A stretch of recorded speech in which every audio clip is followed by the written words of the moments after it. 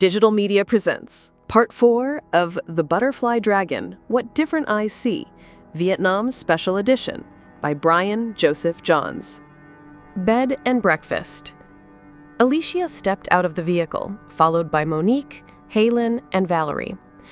They thanked the driver, paying him for the short trip, then looked for their destination address, which they quickly found. A large sign written in regional languages and several Western languages. "Here it is, the first address," Halen said, still reading the address from her notes. "This is the one," Alicia agreed, approaching the door and knocking, then quickly pushing Halen in front. They waited a long while before they heard the click of a lock and a latch. The door slowly opened, and an elderly man looked at them carefully, squinting in the absence of light. "Hi, I am so sorry to disturb you, but we are friends of the family of a man that was last seen at the quaint Palace Hotel many years ago, which I understand is now a bed and breakfast. Do you mind if we ask you some questions?" Halen asked the man in Vietnamese, careful of her pronunciation. He paused and thought about what Halen had asked, and then his face lit up as if she'd struck a happy thought within the aging man. A moment later, an aging lady approached the man from behind. "What is this? Who are these people?" she asked impatiently, also in Vietnamese. The aging man slowly turned around to face the lady. "They are here to ask us some questions. They remember the quaint palace when it was still a palace. They have an old friend from the hotel for whom they are looking," the aging man said to her. "Do you speak English?" asked the elderly lady. "Yes, we do," answered Halen. "Come in for tea. I translate for you to my husband. I used to be a school teacher. I teach English," the aging Vietnamese woman explained. "Thank you. That would be very nice of you," Halen replied, beckoning Alicia, Monique, and Valerie to follow. The lady reached into a cubby-hold shelf space and produced 4 pairs of slippers, which she placed on the floor. "Thank you again," Alicia thanked the lady this time. They took off their footwear and stepped into the slippers. They then followed the aging couple into their home, taking a seat at a large table. "Do you have family?" asked Halen politely. "Yes, we have 2 sons. Both are married and have children of their own. When they come visit, they use the very table at which you're seated," the aging lady answered as she prepared the tea. The aging man took a seat at the table and smiled at Halen. "He says you're Chinese," the aging lady told Halen. "From Canada, Chinese," Halen replied. "Oh, you're from Canada. Oh, I see. Do you have names there?" the aging lady asked somewhat sarcastically. "I'm so sorry, how rude of me. These are my friends and peers, Alicia, Valadia, and Monique. My name is Halen, or you can call me I," Halen answered the lady. "That is quite all right. We've never had company from Canada, so make a good first impression," the lady advised them. "Good diplomacy would require that we at least know the names of those with whom we're dealing," Alicia responded pleasantly and with a smile. "Alicia, you're a diplomat, are you? Well, this is my husband Quan, and I am Thi," the aging lady answered, her name now known. "We're pleased to meet you, Thi and Quan. We've got a long night ahead of us. Could we please ask you the questions?" Valerie took the bold step, knowing full well that it might get her branded. "You're Valerie. Very brash. Impatient. Ask your questions," Thi encouraged them. Halen retrieved her tablet from her handbag. She then quickly brought up the drawing she'd etched earlier and placed it before Quan. "Do you recall ever seeing a man that looks like this drawing?" she asked. Quan leaned in close to the tablet, squinting until both his eyes were merely a thin sliver.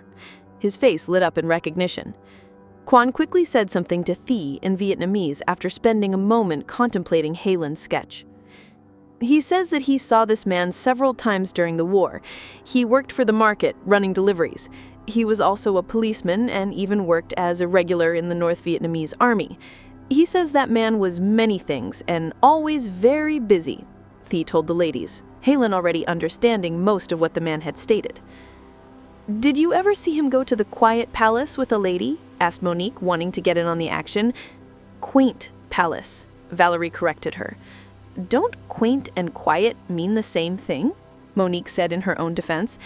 A quiet man might be quaint, but a quaint man might not be quiet, Thea explained before turning to Quan to ask Monique's question. Thea asked their question of her husband Quan in Vietnamese. Quan responded in Vietnamese to his wife. He says that man came to the quaint palace with a woman only once. They were in a hurry to get a room, but that she was not a sex worker. He says they were in love. Thea came to the table, placing a tiny teacup at each of their seats and pouring them a cup of tea. Thank you. Does Quan remember the names with which they checked into the quaint palace? Asked Halen. Thea turned back to Quan and asked their question. The man's face became compressed as he concentrated, peering back into the reaches of his memory. After a few moments of intense thought, the man spoke. Quan's response was accompanied by an expression of disappointment. He says he can't remember, but you might be able to find the name by going through Ving's old records. Ving is the old owner of the quaint palace and a friend of Quan. He has a storage unit nearby. You'd need Ving's help in finding the records. The most we could do is call him for you and arrange for him to give you access, Thea told them in a compassionate voice. Thank you, but I think we've hit a dead end. We'll take Ving's name and number if you could share it, Halen asked Thea. Thea asked Quan for permission. Quan responded, handing his phone to Thea as he did. All right, I'll send you the number from Quan's phone, but to do that, I'll need your number, Thea requested. Halen gave the lady her number, and a few moments later, Thea sent Halen Ving's phone number. Thank you so much for your hospitality and for answering our questions. You're good hosts, Halen thanked Thea and Quan. Thank you. You're good diplomats. You seem to work well as a team, Thea told them as they got it from the table, having consumed their tea. That we do, Alicia agreed as they made their way to the front door. They removed their slippers and stepped back into their regular footwear out of doors. Goodbye, nice to meet you, Thea bid them farewell. Quan bid them farewell as they left, closing the door behind them. As they approached the street, a man from across the street walked quickly towards them. He had a thin mustache and beard and wore a sun hat common to the region. He was clearly North American. Nice night, ladies, the man approached them. We're tourists too, Valerie replied. That obvious, am I? Good thing, the man responded to them. How can we help you? Halen asked the man. It's dangerous to be out alone at night, don't you think? Asked the man. It's still early. Close to 9 last I checked. Hanoi is a safe place for tourists. Besides, you'll find that we're not so helpless as we might appear. Valerie stepped between the man and her friends. So I've heard. Look, I'm not the enemy. I'm here to help you, in a few ways. First, I'm going to give you something. Something you've been looking for. The man handed Valerie an envelope. No, don't think me. It was nothing, really. The man responded long before she'd even attempted to open the envelope. Valerie turned to Alicia and Halen, who looked at each other and shrugged. Might be a voucher for 50% off one of the local spas, Halen joked. They both turned back to Valerie and nodded. Valerie opened the envelope carefully, removing a solitary piece of paper from it. The paper had 2 names digitally printed on it. They were both Vietnamese names. Valerie handed the paper to Halen. Halen read the names aloud quietly for her friends. Ying Tien, Du Duong. You're welcome. No need to thank me. But I have to ask you something in return. You see, in my business, we need to keep certain industry secrets from getting into the wrong hands, you know? The man looked up and smiled charmingly at the women. I take it that you're with the company and that you're here on official company business? Halen asked the man. Precisely. Guilty as charged. Now, you're working on something for an old lady, a lady who is knocking on death's door, a lady who is experiencing the anguish of guilt having betrayed the man she loved for her country and having lost her child as a result. She's experiencing the limits of her own mortality and having to come to terms with that. She's reacted by investing quite a bit of money digging into things that are stirring up problems for some of us in the company. So here's the deal. We already know that the lady from the story, the baby girl she had, well, how else can I put it? She's dead. As a doornail. Gone. End of story. End of investigation. The problem is that someone that desperate rarely gives up. So here we have a certain old lady with numerous resources and powerful contacts in the region at her disposal. A very powerful woman and one that has been on our radar for some time. She's a big deal here. She's more obsessed as she gets closer to death's door. She's looking for someone to carry on her legacy and putting her faith in a fairy tale. The problem is that we can't convince her of this. Her own government couldn't convince her of this. So we need you to convince her of this. In the long run, it will save us a lot of trouble and ensure that certain company secrets remain as much. How about it? Are you game for that? The man asked Valerie, occasionally looking past her directly at Halen.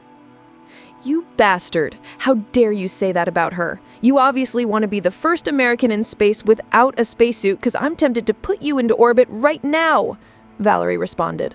Whoa, hold on a second. I come with burnt offerings and you're threatening to put me into orbit? Hey, if this was the 1960s, I might take you up on that. Become the first man on the moon, unwillingly. But it isn't, and these are very strange times. The world is changing in ways that make global stability vulnerable and fragile. Your mommies and daddies were part of something that kept that stability, and miraculously as a result, we've never seen a nuclear conflict in our lives. Consider that some of us want a safety net in place, in case diplomatic channels fail and the command structure moves towards conflict, leading us down the road to destruction.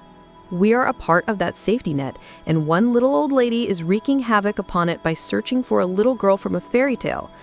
All I'm asking you is to give her closure, rather than to let others, including yourselves, wring her fortune out of her on flights of fantasy like this one, taking advantage of a dying lady, where you might also undermine the fabric of things that keep us all safe. The man's argument suddenly became more important and credible to them. We'll take your advice under advisement and consider it in all of our future actions. As far as going along with what you request, I don't think that we can make any guarantees either way. Alicia spoke like a true diplomat. Not to mention, you should have a bit more respect for the elderly, and at the very least, a bit more tact, Monique addressed the man. Fine, I'll work on that. Please consider what I said, lest this get ugly, and it could get, oh, so ugly. Good night, ladies. The man turned and walked, disappearing into the night.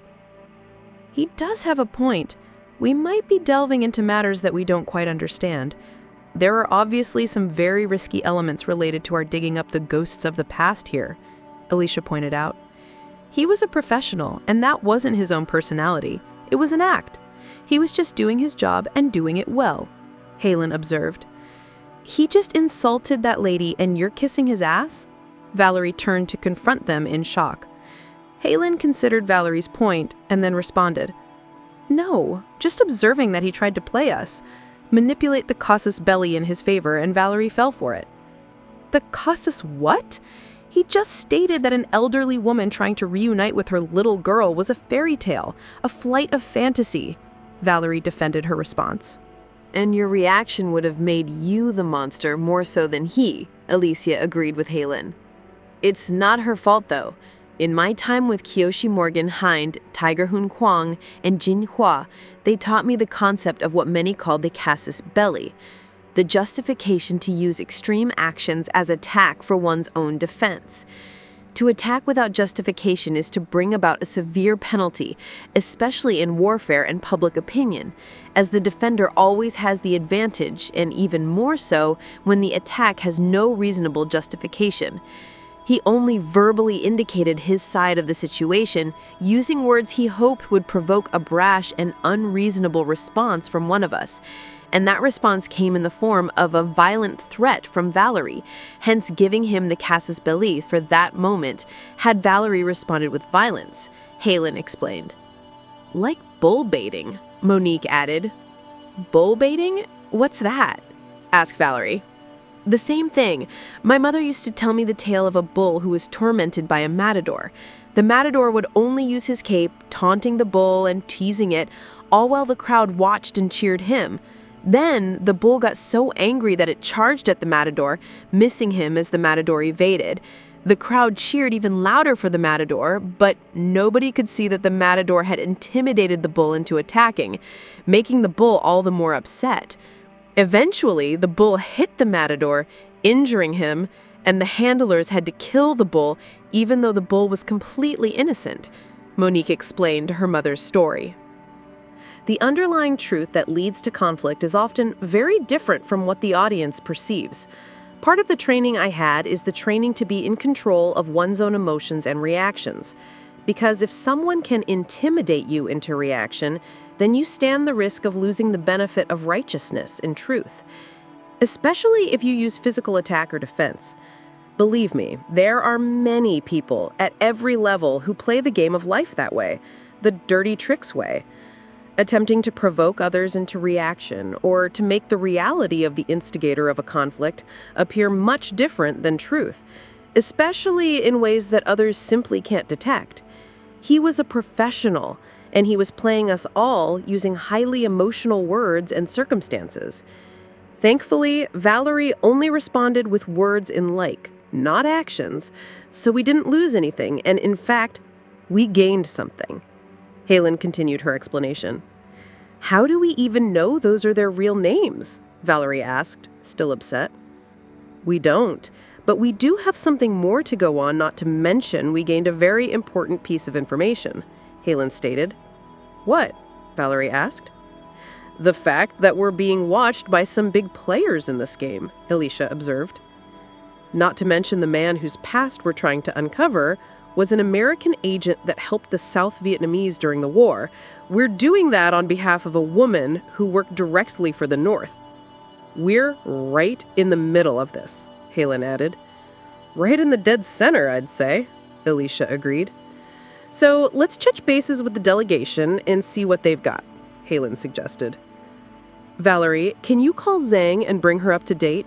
Find out what they know too, Alicia asked Valerie as she retrieved her own phone from her purse. Trail of paint. The van drove along a busy street, turning onto a quiet community road. Within, Zhang hung up her phone and shared Valerie's updates with the rest of the delegation. She also mentioned that Valerie had indicated for everyone to be careful and stay attentive to their surroundings. She then went on to advise that Zhang keep Monique on speed dial, and in the event there was a crisis, Monique could respond faster than anyone else could. The plot thickens, does it? Victor asked, rhetorically. There's nothing to worry about. We just have to stay on our toes, Dr. Briggs assured everyone in the van. We're already on our toes, more so than Rudolf Nureyev ever was, Katya added. Who's Rudolf Nureyev? Linda asked. He's a bit before your time. You were probably a young child when he was in the news, or maybe not even born yet. He's a Russian ballet dancer of some note, Bryce told them. Very good, Professor Maxwell. You know your ballet, Katya complimented him. Well, I certainly know my news, so what are these names we're to keep an eye out for? Bryce replied. The first one is Yen Tian, presumably a woman's name, and the second is Du Duong, which is a men's name. Zhang answered Bryce's question. Tian? That's a girl's name, most commonly. It has a history in Southeast Asia and is recognized in many countries there within. Du, I'm not so sure about. It's a common name in Vietnam, but not so much in China, Korea, or Japan. Dr. Briggs added his knowledge. The van pulled up at the closest of the two addresses, which was actually the second one on the list. The house itself appeared to be dormant, as were all of the other houses on this seemingly rural side street.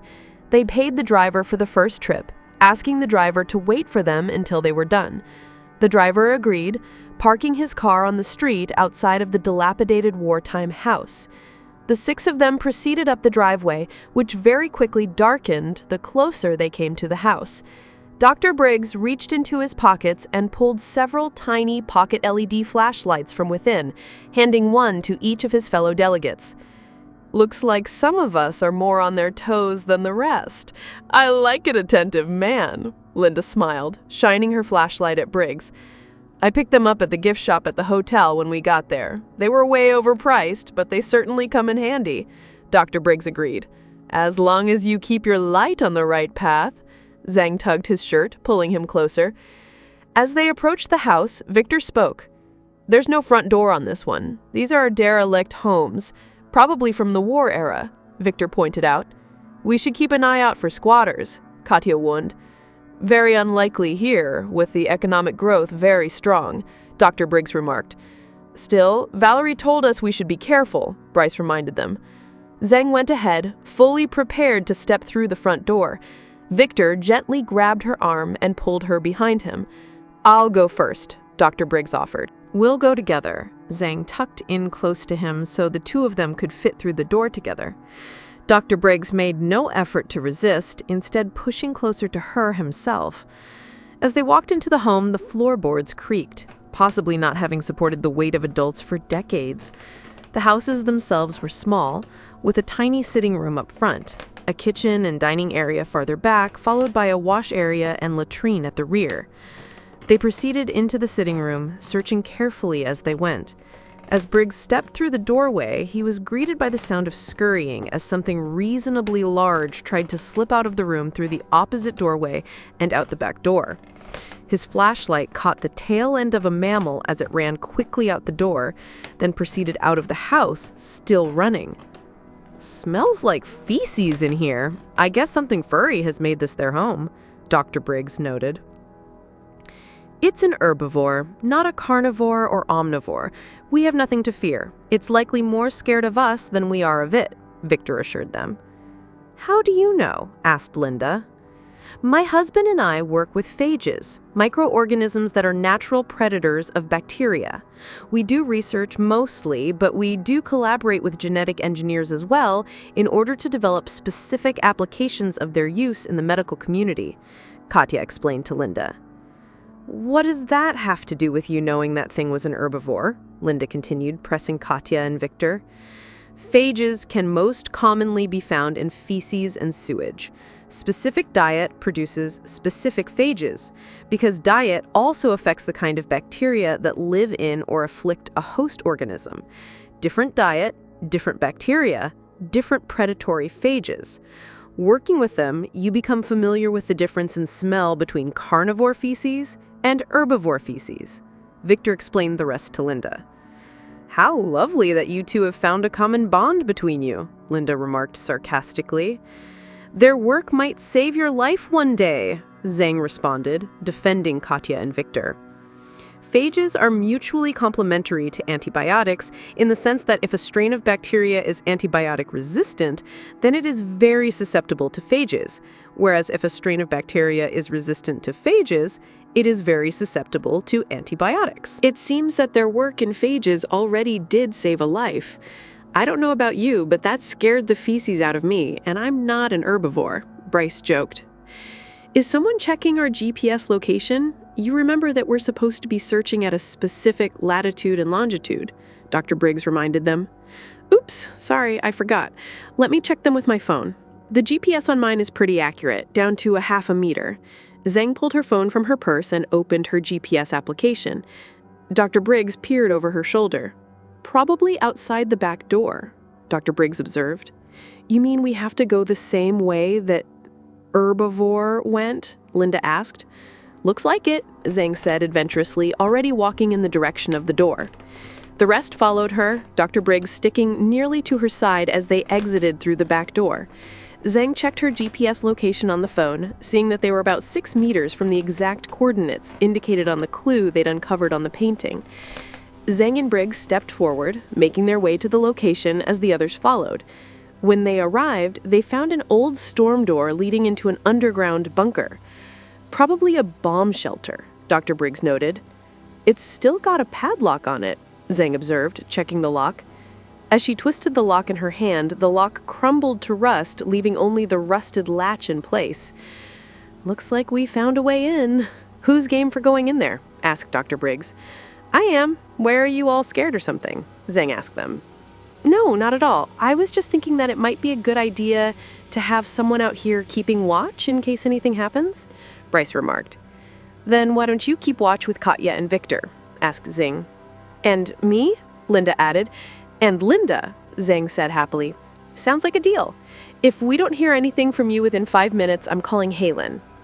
Bryce assured Zheng and Dr. Briggs. Here, take my phone. It's set to speed dial Monique, and when she sees my number, she'll know right away to come to this address. She'll let Halen, Alicia, and Valerie know. She'll get here quick, real quick.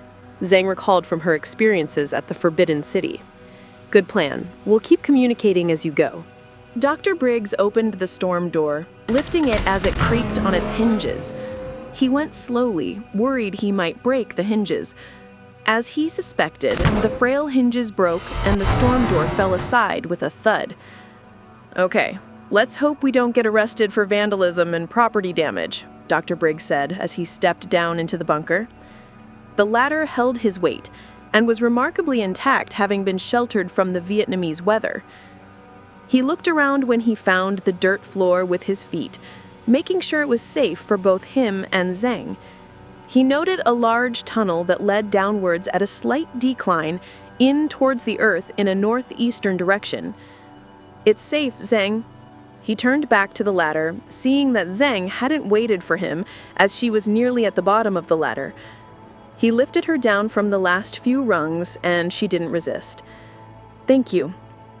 Shall we proceed? She asked him. Let me go first, Dr. Briggs insisted.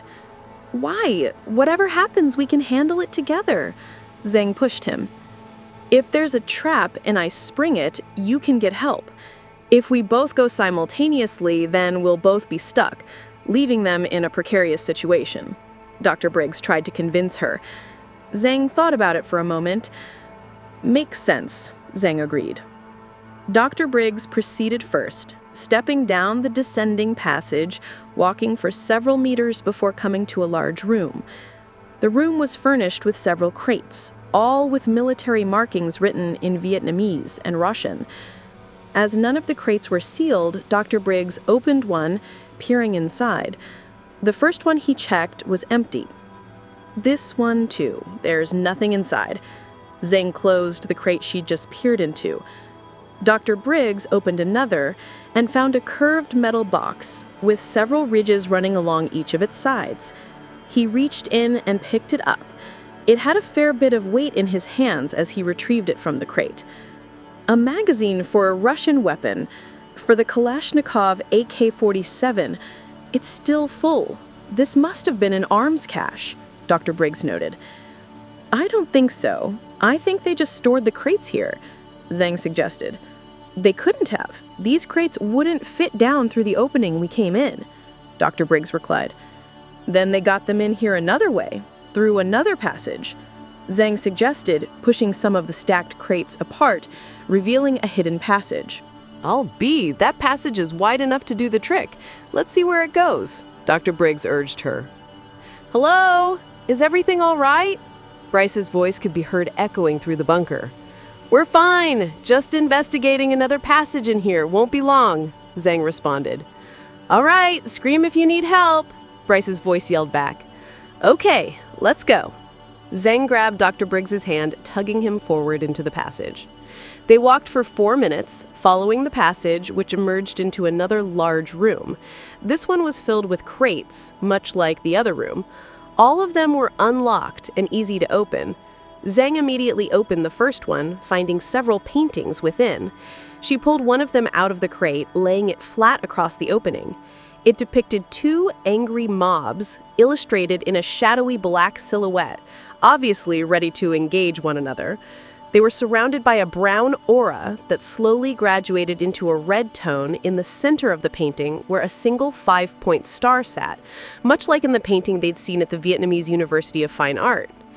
Zheng's eye immediately jumped to the lower right corner where she found a familiar signature, V. Canara. Briggs, look at this! Zheng called him over. Found one here too! Briggs held up another painting. His painting depicted a sky full of blackened clouds hovering over a darkened landscape. In the top middle of the painting, a burst of white clouds illuminated the sky, and an opening in their bottom lit the way a single 5-point star in the center of the painting. This one, too, was signed with the same mysterious signature, V. Canara. I think we've hit the jackpot. Briggs put his painting down and rushed over to Zhang, who met him halfway. They embraced, their lips inches from their first kiss. "Are you all right?" A familiar voice yelling down from the other end of the tunnel echoed through the passage. "We're all right, we're safe," Zhang yelled. Zhang looked into Dr. Briggs's eyes, and for a moment, they spoke without words. "Not now, but soon," they said to each other. They stood for a moment in each other's arms, holding on to the moment as long as they could. They then broke their embrace, heading in the direction of the unexplored exit passage from this room. As Zhang suspected, it ended at a large pair of steel doors, both the passage and the door wide enough to allow movement of the crates. "Allow me." Dr. Briggs pushed at the doors several times, breaking the hinges. He pushed the doors aside and stepped out onto the ground. He then turned and waited for Zhang, keeping her way lit with his flashlight. "Can I borrow your phone?" asked Zhang. "Sure." Dr. Briggs handed her his phone. She called Bryce his number, letting it ring twice before he answered. "Where are you?" he asked. "We're at the other address on that list of 2 addresses, directly at the second set of coordinates," Zhang assured him. "Find anything?" he asked. "We didn't find anything. We found everything," Zhang smiled. 2 lives. Sang Hien had already arrived on the site, followed by a team from the Vietnamese University of Fine Arts. Miss Huy Van had sent a security detachment from a local private security firm to secure the site while the experts from the university did their work. "This is an astounding find," Sang stated as he walked out of the bunker for a breath of fresh air. "It certainly helps to put into context the importance of the first V. Canara painting," Zhang agreed with Sang as another van pulled up out front of the property. Alicia, Halen, Monique, and Valerie stepped out of the van and paid the driver, then quickly proceeded to the backyard area where the experts were already setting up a perimeter. "Good job. Looks like we've got somebody's attention," Alicia noted to Zhang and Briggs as Linda, Bryce, Katya, Victor stepped out of the bunker. "Thank you. We'll be sure to stay out of your way," Bryce commented as he emerged from within the bunker. "At least they were polite about it," Victor observed. "Speak for yourself. You should have seen the smirk I got on my way out," Linda protested. "Really? I thought he was smiling," Katya responded. "Thanks for nothing," Linda responded callously to Katya. "Are you Zhang? I'm Professor Ngoc Feng with the University of Fine Arts. I understand that you and Dr. Briggs are credited with the find," asked Professor Ngoc Feng in a late 30s Vietnamese lady. "That's correct, but more of us were involved in the whole effort," Zhang answered Professor Feng. "They'll be recorded in the overall report, but in general publications, it's the first 2 names that are reported," Professor Feng told them. "Then let the find be credited to Miss Huy Van first. None of us would have been here if not for her," Zhang answered modestly. "That's a kind gesture, and one that is duly noted. I'll report this find in Miss Huy Van's name. She's a donor to the scholarship fund at the university," Professor Fuang assured Zhang. "You did a good thing," Dr. Briggs smiled at Zhang. "That we did," Zhang hugged Dr. Briggs. As they were in mid-embrace, a trio of military trucks pulled up in front of the property. From the back of the trucks poured a platoon's worth of Vietnamese troops. They quickly rushed into the backyard and surrounded the bunker. 6 of them surrounded the delegation, with one of them shouting questions. "Who here has been in the bunker?" The sergeant's voice silenced everyone. "I have," Zhang put up her hand courageously. "So have I," Dr. Briggs added, not wanting to leave Zhang isolated. "What is going on?" Halen stepped forward, close to Zhang. "Were you in the bunker or not?" the sergeant repeated. "No," Halen responded defensively. "Then step off of this property or you'll be arrested and detained indefinitely." The sergeant made their intent very clear. Valerie moved forward as if ready to use force. Alicia grabbed her arm and coaxed her to follow. "Not now, Valerie. This isn't the time." Alicia pulled against Valerie's immense strength. "I need 10 men over here now." The sergeant ordered his troops, and 12 came and encircled the delegation. Another man in a military uniform approached the sergeant and whispered something in his ear. We need all of your phones, now. They will be returned to you in 48 hours after they've been cleared by our technology unit. If you fail to comply, you will be arrested and detained indefinitely," the sergeant shouted. "All right, no need to tell us twice," Bryce responded. "I'm the one calling the shots here," the sergeant reminded him. The members of the delegation handed over their phones, one by one. 5 phones? 6 people? The sergeant looked at them suspiciously. "I don't have a phone," Linda responded, as Zhang was visibly relieved. "Are you hiding something?" the sergeant asked Zhang aggressively. "No, I was just grateful that it wasn't one of us holding our phone back," Zhang responded. The sergeant looked them each in the eye. "Now go," he pointed to the front of the property. "How do we call for a taxi?" asked Dr. Briggs. "Go to the front. We'll take care of that," the sergeant responded to Dr. Briggs, then ordering a portion of his men into the bunker. As they stepped off of the property and onto the street, Monique cursed. "Damn. Now they have all of the photos of the paintings, not to mention whatever else was on Zhang's and Dr. Briggs' phones."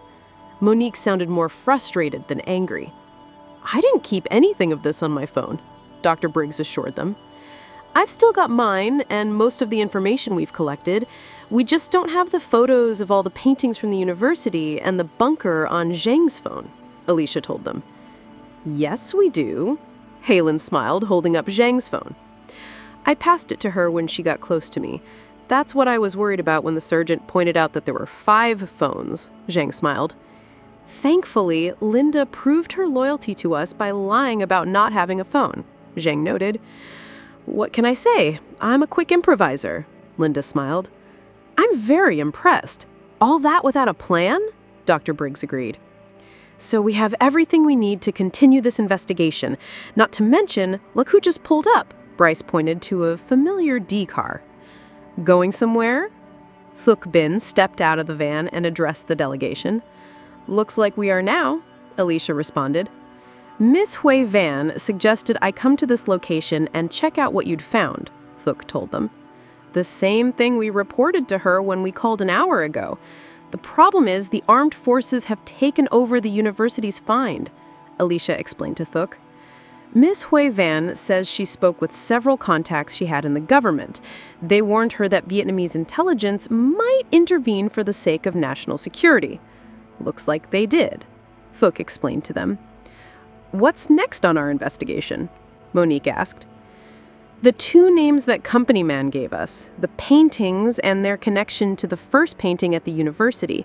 Between these 2 things, we may be able to discern the fate of the daughter of the girl from Ms. Hui Van's story," Alicia suggested.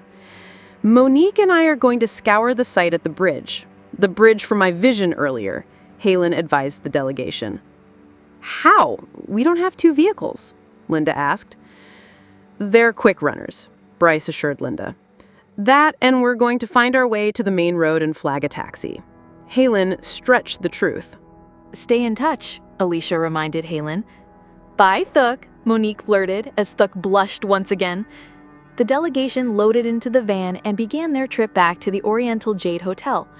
Meanwhile, Halen and Monique walked until they were out of sight from everyone and everything before they discarded their regular clothing to reveal their costumes beneath. "I was getting a bit stuffy," Monique stated as she discarded the last of her daytime outfit. "Feels good to just be us. At least traveling won't be a problem here on in," Halen said as her wings sprung from her back and she leapt into the air as the butterfly dragon. "Wait up, boss!" Monique leapt into the air to become the Eclipse, the bridge of now and then.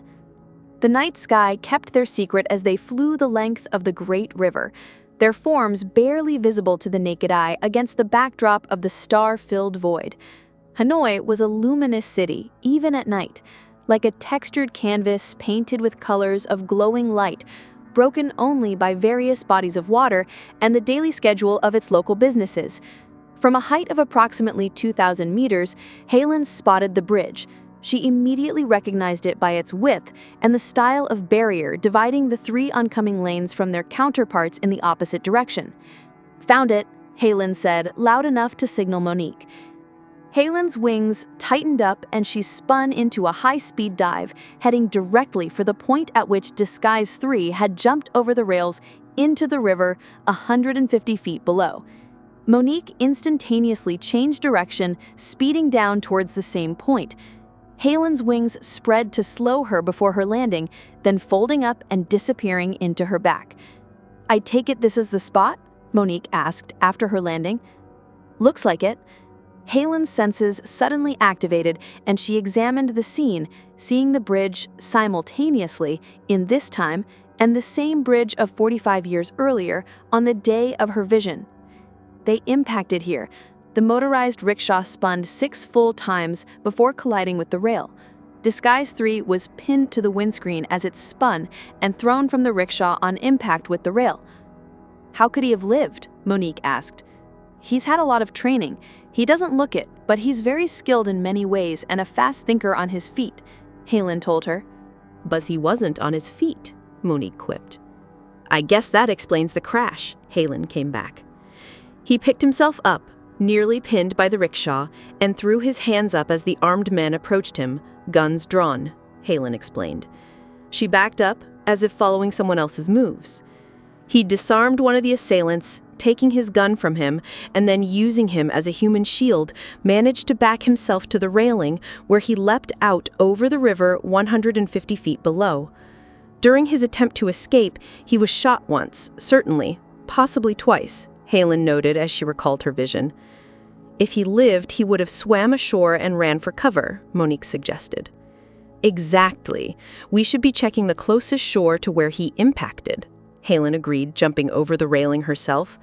She quickly fell the distance before her wings shot out from her back and slowed her descent enough for her to hover. "That means he would have impacted